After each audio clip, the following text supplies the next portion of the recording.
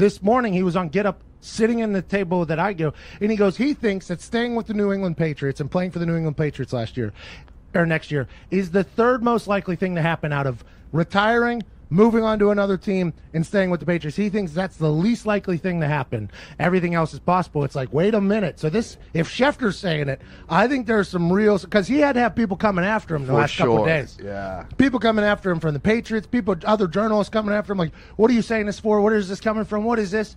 And he's like, I said it. And then he goes on Get Up and he doubles down even more. I'm very intrigued by this whole story because we laid it out the other day. I think the possible landing spots, if he doesn't retire and if he doesn't stay with the New England Patriots, if we're going strictly off of what Adam Schefter said. By the way, Adam Schefter said Andrew Luck was going to retire in the third quarter of a preseason game. Everybody's like, this guy's wrong.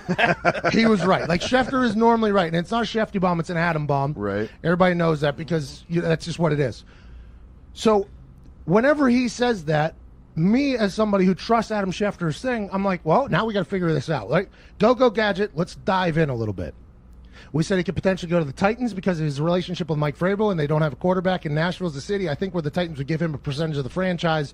And Nashville's a good city. I mean, it's a cool city to be in. I don't know if it's as big as Tom Brady and Giselle would want, but I think it's like considered by all accounts a great city. Yeah, it's a celebrity stop for sure. Yeah, I think a lot of people live there. I mean, Hasselbeck lived in Tim McGraw's house when he was playing for the Titans or something. Like, there's a lot of money down there. It's a good place.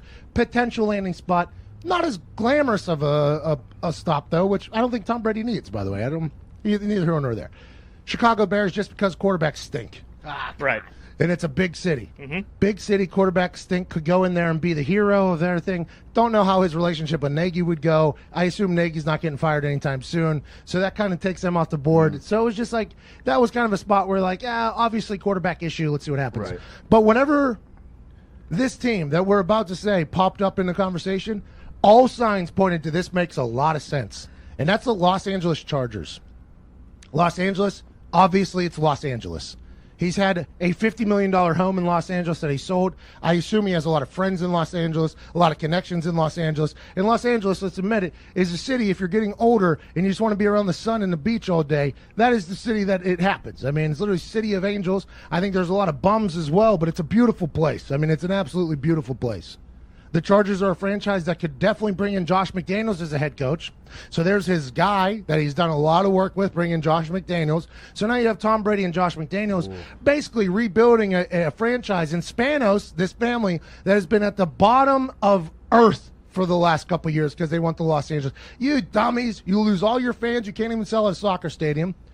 Your team is starting to stink. Phillip Rivers is driving 2.5 hours to practice every single day because he hates the move so bad. His contract is up, by the way. So this would just be a situation where the Chargers could become the team of Los Angeles overnight. And I'm not saying Los Angeles Rams fans aren't diehard and loyal, but if you get Tom Brady and another jersey in that city, it's going to be tough not to be like, oh, the greatest of all time's here. Let's go ahead and check that out. I thought the Los Angeles Rams were going to make a play for Peyton Manning whenever they went out to L.A., I thought they were like, I thought for sure, like in my head, I was like, oh, they're going to bring Peyton in because it's L.A. That's a big deal. That'll be a draw. You bring in Tom Brady in Los Angeles, the Chargers are all of a sudden the favorite team in Los Angeles, not only in odds and betting on FanDuel, but also when it comes to the fans of Los Angeles. I would want to pull for a Tom Brady team if I'm in Los Angeles and I haven't had a team for a long time, and I'm looking at Jared Goff. And I love Sean McVay. I love that guy. But Jared Goff or Tom Brady, I think I know who I'm leaning towards. And this is a quarterback-driven league. I would not be surprised at all if the Spanos family offers a percentage of the franchise to Tom Brady, him and his trainer and Josh McDaniel move to Los Angeles and bring back the bolts of Los Angeles Chargers.